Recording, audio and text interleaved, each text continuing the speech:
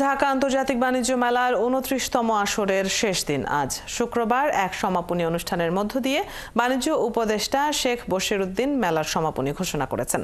এ সময় এবারের মেলার সমস্যাগুলো মাথায় রেখে ৩০তম ঢাকা আন্তর্জাতিক বাণিজ্য মেলা আয়োজন করার কথা বলেন তিনি। অনুষ্ঠানে বিশেষ অতিথি হিসেবে উপস্থিত ছিলেন বাণিজ্য মন্ত্রণালয়ের সচিব মোহাম্মদ আব্দুর রহিম খান এবং এফবিসিসিআই এর প্রশাসক হাফিজুর রহমান। রিয়াজ আহমেদের তথ্য ও ছবিতে প্রতিবেদন। মূল্যছাড় আর উপহারের ঘোষণায় শেষ দিনে অনেকেই মেলামুখী হয়েছেন। বিশেষ করে গৃহস্থলীর নানা পণ্য, খাবার, ইলেকট্রনিক্স, ক্রোকারিজ সহ সব পণ্যে নানা অফার থাকায় সবাই কিছু না কিছু কিনে বাড়ি ফিরেছেন। এবার প্রথমবারের মতো অনলাইনে স্টল প্যাভিলিয়ন বরাদ্দ এবং মেলার প্রবেশ টিকিট কেনার ব্যবস্থা করা হয়। এই ব্যবস্থায় স্বস্তি জানান ক্রেতারা। তবে বরাবরের মতোই অভিযোগ ছিল পণ্যের দাম নিয়ে। অনেক ভালো। আমি আমার মামা মামি সবাইকে নিয়ে আসছি এখানে ঘুরতে। অনেক সুন্দর এই বাণিজ্য মেলা।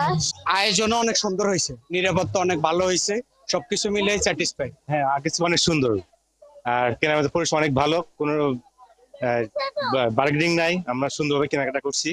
ছাড় আছে, তবে তেমন একটা যেরকম আশা করেছিলাম সেরকম ছাড় পেলাম না। মোটামুটি আছে, তবে অনেক ভিড় আজকে যেহেতু মেলার শেষ দিন। সমাপনী অনুষ্ঠানে এবারের সমস্যাগুলো মাথায় রেখে ৩০তম ঢাকা আন্তর্জাতিক বাণিজ্য মেলা আয়োজনের পরামর্শ দেন বাণিজ্য উপদেষ্টা। ৩০তম বাণিজ্য মেলার উদ্দেশ্য সম্বন্ধে আমরা একটা লিপিবদ্ধকরণ করব। এই মেলার অভিজ্ঞতার উপর ভিত্তি করে আমাদের কি সমস্যা এখানে হয়েছে। এবারের মেলায় ৩৬২টি স্টল ও প্যাভিলিয়ন রয়েছে। এর মধ্যে ৩৫১টি দেশীয় প্রতিষ্ঠানের, বাকি ১১টি স্টল ভারত, পাকিস্তান, তুরস্ক, সিঙ্গাপুর, ইন্দোনেশিয়া, হংকং ও মালয়েশিয়ার বিভিন্ন প্রতিষ্ঠানের। রপ্তানি উন্নয়ন ব্যুরোর ভাইস চেয়ারম্যান জানান, এই আয়োজন ধীরে ধীরে আন্তর্জাতিক মানের মেলায় রূপ নিচ্ছে।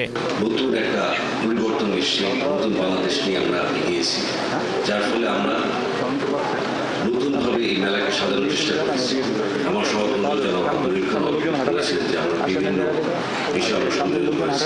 তবে এবছর মেলায় রপ্তানি আদেশের পরিসংখ্যান জানায়নি ইপিবি। এবার সমাপনী অনুষ্ঠানে ২২টি সেরা প্রতিষ্ঠানকে বিভিন্ন ক্যাটাগরিতে প্রথম পুরস্কার, ১৬টি প্রতিষ্ঠানকে দ্বিতীয় আর তৃতীয় পুরস্কার দেওয়া হয় ১৩টি প্রতিষ্ঠানকে। ফারদিন নীরব, ৭১।